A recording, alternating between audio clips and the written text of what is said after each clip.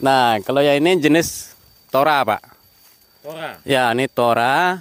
Kalau bahasa Latinnya Gineo trigona thoracea. Badannya cukup besar, Pak. Tapi jinak. Oh, jinak. Jinak. Dan tidak menyengat. Tidak menyengat sama sekali. Dia lebah tanpa sengat. Nggak menyengat. Aman nih, Pak. Aman. Gitu. Aman. Nggak menyengat. Dan nilai apanya tuh? Kalau nilai madunya dibanding Itama lebih mahal nih, Pak. Harga jual madunya. Iya, harganya lebih mahal. Apa namanya? Thoracea. Lebih agak mahal dikit. Mahal dikit daripada Itama. Jumlah produksi madunya? Kalau vegetasinya memadai, ini mencapai lebih dari 1 liter. Nggak, maksudnya Sekali dibanding panen. antara yang dua ini.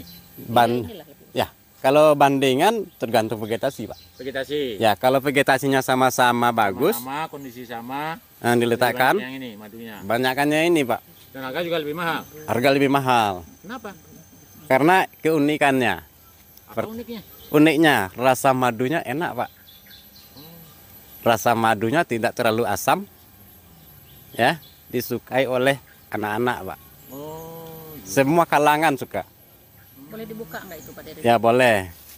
Boleh. Ya. Ini kemarin sudah kita pecah, ini kotak baru, Pak. Di kantongnya belum banyak. ada yang banyak. Mak, boleh kita lihat? Ada yang banyak. Ada yang banyak. Mm. Oh, sedikit. Nah, ini kotaknya baru 15 hari. 15 hari sudah kita pasang. Kebetulan kita pecah koloni. Oh. Baru 15 hari ini, Pak Dede? Iya, baru 15 hari. Kalau kotak aslinya di sana. Itu. Oh. Nanti kita ke sana. Coba. Coba dulu dilihat. Udah ada kantong madunya? Udah. Udah ada tuh. Itu ini kantong madu. Itu udah ada isi madunya dah. Oh, udah ada. Oh, bisa besar ya? Besar, Pak. Itu bedanya. Itu bedanya. Ya, Pak Dede, ya? Betul. Kantong madunya 2 kali lebih besar dari Itama. Tapi Itama ada juga yang besar kantong madunya. Iya.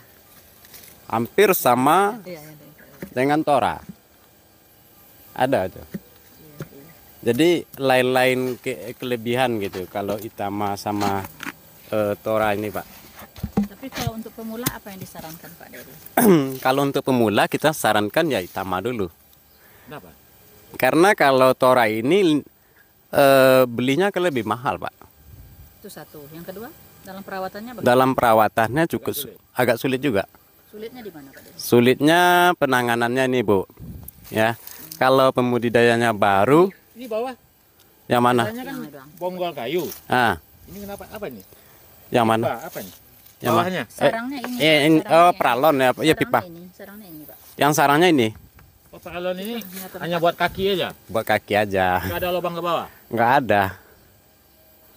Tapi berarti pakai apa aja bisa bawah. Bisa, pakai kayu bisa, pakai batu bisa, pakai Apakah semen. ada maksud lain nih? Enggak. Iya ada, Pak. Apa tuh? Pertama, Nah. kalau kita pakai kayu, Pak. Pakai kayu mana contohnya di sini ya? Contohnya itu, Pak ya. Ya, yang sono ya. Nah, kalau kayu itu kita sering terkecoh, Pak. Kadang-kadang rayap ini dia menjalar ke sini, naik ke sini kan? Hamanya. Ya rayap.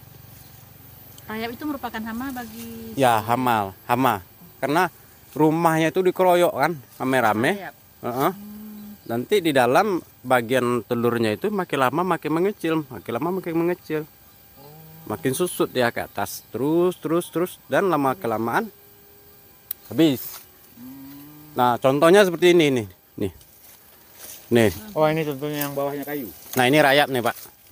Nah ini kan bahaya tuh. Ini rayap nih. Ini rayap. Nah ini kita bongkar kemarin. Ternyata sudah di Kroyok. Ini keroyok. Udah lama makin lama makin menyusut dia, Pak. Makin lama makin menyusut. Nah, tuh. Jadi sudah kita ganti rumahnya dengan yang baru. Ini rumah. Oh, Ini dia. Nih. Kita ganti rumahnya yang baru. Jadi kalau pakai ini, kalau rayap naik ke atas kan agak susah ya. kalau ini nggak susah, Pak. Bahkan nggak ada. Nggak ada. Itu diisi coran dalam. Iya. Di dalam. Kalau yang ini nggak coran Bu, ini tebal nih Bu, segini, ada segini. Oh, itu ada tuh yang Kalau yang ini ya coran, gitu, coran pakai besi. Iya, iya, iya. Awalnya kita kayu, Iya, iya. kayu kita kasih, ini buktinya. tapi cuman tahannya 3 tahun kayu tuh.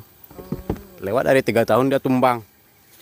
Ini sarang ini yang di dalam ini Pak Dery, ini Ya. ukurannya berapa kali berapa ini? Nah, kalau yang ini kan olahan ini ya Bu ya. Ini olahan, ini dulu 2 nih Bu. Terpotong nih barang nih Bu. Terpotong begini oleh si pembolangnya. Kita satukan lagi. Kalau diameternya di dalam ini sekitar 20 kali 20. Oh, buat dia bikin ini Ya. koloni Ya, sarang. ya. Kalau yang ini Ya. ada lagi yang besar tapi pendek. Oh. Ada yang memang besar dan besar juga diameternya. Ada juga. Ukurannya itu mempengaruhi tidak terhadap dia mau membuat kantong madu di atas. Misal semakin kecil ukuran ini semakin cepat dia bikin kantong madu. Ada hubungannya nggak? Iya, dengan iya. itu? Betul sekali itu. Jadi kalau diameternya tidak terlalu lebar, tidak terlalu besar, dia cepat naik ke atas. Tapi kalau terlalu besar dari ukuran standarnya, maka dia di dalam, ya, yang bagian dalam tuh dipenuhkan dulu, diisinya dulu, baru dia naik ke atas. Dilama. Oh, kalau begitu kita juga bisa panen dong kantong madu ada di dalam sarang yang besar ini, bisa tidak? Seperti itu? Bisa, cuman koloninya terganggu. Oh. Nah, koloninya terganggu. Ini saran kita, kalau yang olahan itu ukurannya pas. Tidak terlalu besar, tidak terlalu kecil. Yaitu yang Pak Dery bilang 20 kali 20 tadi. Ya, betul. Berarti di dalam ini disekat dong sekarang. Karena kalau saya lihat besar nih, panjang nih kan. Enggak disekat. Oh, enggak ya. Ini alami. Tapi khusus untuk Tora ini lebih besar ya? Ya, Tora memang Karena memang lapisannya berbeda dengan ini. hitam. iya, memang beda. 3 kali Itama. Jadi kalau dilihat Bruxelles sistem jaringan di dalam besar, muat 3 Itama.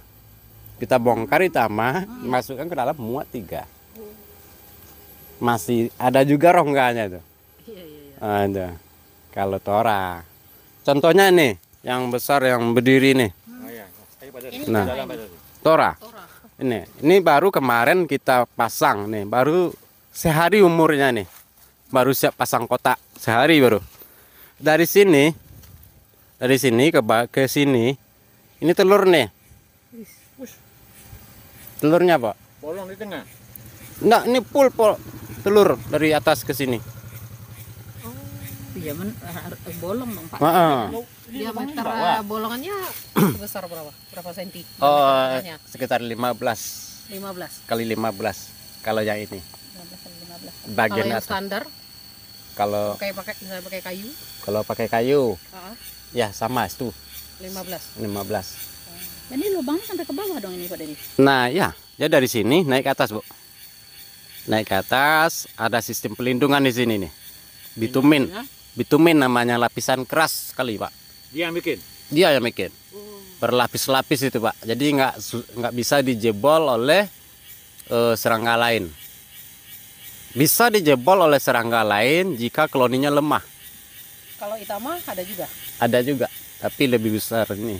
Lebih keras Karena ini. Itama lebih bisa melawan gitu ya. Iya. Dan satu Tapi lagi. logikanya memang sekitar 20-20 cm lah ya. Iya. Kalau diameternya, kalau yang kita bikin rebah kayak gitu 20-20. Kalau yang berdiri 15-15. Ya, ini jarak lubang ke atas 1 meter lebih nih. Iya. Berarti sepanjang itu lubangnya. Iya, kalau aslinya lebih tinggi, Pak. Aslinya segini. Aslinya. Ya, Berapa lama dulu bisa sampai ke toppingnya? ini Ah, tergantung musim. Kalau sekarang kan lagi nggak musim bunga, kurang oh, Tergantung makanannya. makanan. Makanannya apa namanya? Nektar apa faktor bilangnya? nektar. Yang dibutuhkan pertama kali kan resin, Pak. Ini Resin. Resin. Pertama kali dibutuhkan resin untuk membuat kantong madu dan untuk membuat sistem keamanan di topeng. Resin biasanya ada ini pohon-pohonan. Ya. Bergetah.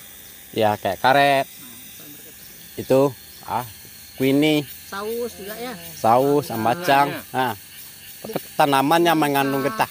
Karena nangka. Enggak, yang dimakan apanya? Nektar. Bukan Yang nektarnya menempel di tumbuhan itu ya.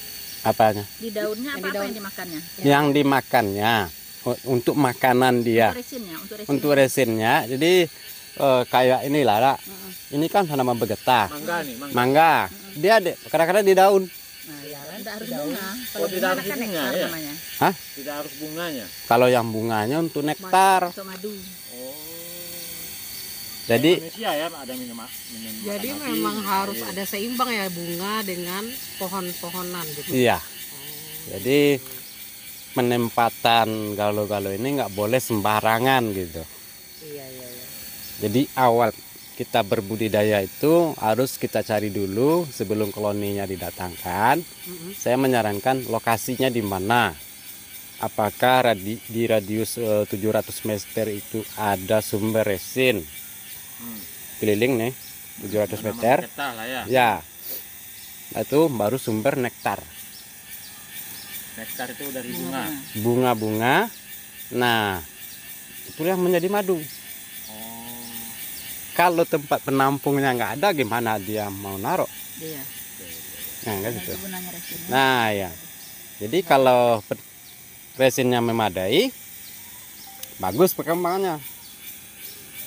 Kalau tidak memadai, merosot nanti ya. Lama kelamaan koloni yang super itu makin lama makin lemah, makin lama makin lemah, habis jadi. Gitu. Harus pas gitu.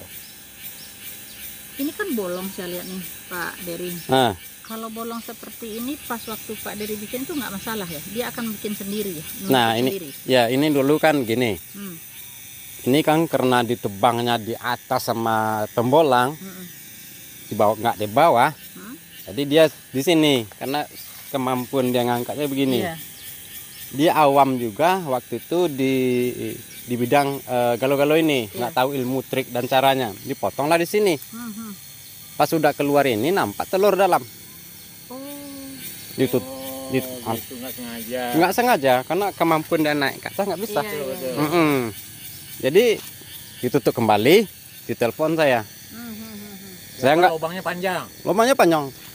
Kalau lubangnya segini pak, di segini dari sini ke sini madu, dari sini ke sini polen, Iya, iya. gitu. Nah, waktu kita potong itu cuma dikit buangnya tuh, dikit sekali buangnya. Ketemu telur. Pas di telur itu jaraknya cuma 1 senti. Langsung kita pasang. Ini nggak dipaku loh pak, Dia sendiri yang maku dengan bipolennya. dengan propolis. Iya, dengan propolisnya. Nah, Tapi kalau Pak Dery panen madu gimana caranya itu? kita buka aja ini. Nah, ini. Ini baru kemarin. Ini baru kemarin tuh lagi apa itu? Lagi bikin jaringan. Iya, bikin jaringan. Ya. Tapi memang tujuannya cat hitam ini apa nih Pak Dery? Atau memang kenyamanannya di yang hitam-hitam begitu? Bukan. Kalau yang hitam ini kan kita kasih lilin lebah. Kita bakar, Hah? kita cairkan lilin lebah sama minyak nabati. Terus kita oleskan. Kita bakar lagi. Kita lap. Tujuannya kalau kena air langsung gini aja. Oh, nggak nyerap air. Nggak nyerap. Kalau nyerap pun dia lama tahannya. Iya, iya, iya. Karena ada kandungan minyak-minyak lah gitu ya. Oh, pelindung ya. Pelindung. Tapi kalau di dalamnya memang murni dibakar aja. Nggak kasih minyak. Oh, nggak dikasih minyak ya? Ini kalau ini dikasih Tapi minyak kenapa hitam nih Pak Dery kalau nggak dikasih apa di dalam? Kan dibakar. dibakar. Kan dibakar. Bakar pakai api gas yang yang pendek. Yang Roti yang gede ya? kuat itu ya. Pakai itu. Kasih madu itu ya. Bukan, lilin. Lilin lebah. Lilin lebah. Ini ketebalannya 3,5 cm. Ketebalannya 3,5 cm. Paling minimal tuh. Ini memang tebal kayu segini apa tebalnya segitu. Tebalnya segini ya. Heeh. Kalau nggak ada yang tebal itu ditempel. Ya ditempel, kasih lem. Kasih lem ya. Boleh, Boleh kan? boleh. Di atasnya ini 3,5 cm. Jadi Tutupnya itu. Pak ya Dewi? tutupnya 3,5 cm, kasih les. Kalau diameter ini sininya Kalau untuk tora 40 kali 40. 44 ini. Ya dalamannya 8. Kalau panen madu 2 liter. Ini bisa 2 liter ini. Bisa, Bu. Panennya sekali sebulan apa sekali 40 hari, Pak? Nah, kalau di awal penempatan itu 3 bulan baru panen. Ini kan baru nih. Ya. Nih. Awal ya. Nah, 3 bulan, Bu, baru panen. Hmm. Setelah itu di 3 bulan itu kita bisa menentukan ini dia cocok nggak di sini. Oh gitu ya. Melihat madunya. Gitu. Iya. Kalau Cocoknya maksudnya dari segi madunya. dari segi madunya, kalau hasilnya ini misalnya udah 3 bulan nih, hasilnya 250 mili atau 300 mili. Berat, kalau 300 mili udah di atas standar tuh, Pak. Kalau cuma 100 mili berarti nggak cocok di sini, harus kita pindah. Lingkungannya berarti ya. Lingkungannya nggak cocok. Kalah saing dia sama kawan-kawannya. Kawan-kawan cari makan. Cari makan. Ya, jadi satu tempat ini atau satu lokasi itu macam-macam. Banyaknya itu. Ada 10, ada 15, ada 50, ada 60. Nah, ada juga yang 15 gitu. Macam-macam. Jadi di awalnya itu 3 bulan. Ya. Kalau dia standar 1 bulan berikutnya panen lagi. Ya. Harus lebih banyak dong harusnya madunya. Seharusnya lebih banyak. Iya. Kalau dia makin banyak berarti cocok. Nah, bulan berikutnya sebulan lagi. Sebulan sudah itu dia ada masa bunga ini kurang nih kan. 40 hari. Apakah dalam waktu 1 bulan itu kalau kita lihat kantong dia sudah penuh gitu ya? Ya. Tetapi masih ada putih di pucuknya itu misalnya, kantong madu. Apakah itu menandakan madunya belum matang atau sudah boleh dipanen? Belum. Kalau dipanen sih boleh. Tapi untuk kematangannya belum sempurna. Yang sempurnanya itu seperti apa, Pak Dewi? Sudah coklat semua. Coklat tua. Rasa madunya mempengaruhi nggak ya? Ya pengaruh. Kalau asam itu berarti tingkat airnya masih tinggi. Bukan. Karena makanan. Makanan. Kalau tingkat airnya masih tinggi itu encer. Oh, tingkat kekentalan ya? Ya. Kenapa kemarin kan kita kan panen? Awal itu kan manis gitu. Nah, setelah seminggu udah mulai asam. Ya, asam. Nah, itu faktor kenapa itu? Itu pertama faktor nektar yang dia dapat. Oh, gitu. Bisa jadi di waktu ibu panen itu kan nektar sebelumnya nih, Iya. rasanya cenderung manis, beda pohon, beda bunga gitu. Pas ibu panen, sudah itu panen lagi berikutnya. Iya. Jadi nentuinnya panen berikutnya ya? Oh gitu. Ya. Jadi rasanya ini ada yang manis aja, Bu, nggak ada asamnya. Oh, kayak madu lebah desa. Tapi kita lebih cenderungnya ada asamnya, jadi segar gitu lah rasanya. Iya. Kalau kita ciri khasnya galuh-galuh Karena itu manis ya. itu kenapa? Itu saya perhatikan dalam 1 tahun itu pernah terjadi itu, Bu. Oh, gitu. Dalam 1 tahun manis semua, mulai dari Aceh sampai Sumatera ini manis. Oh, semusim gitu? Mau cari yang asam tuh orang pesan kan asam manis, susah carinya tuh.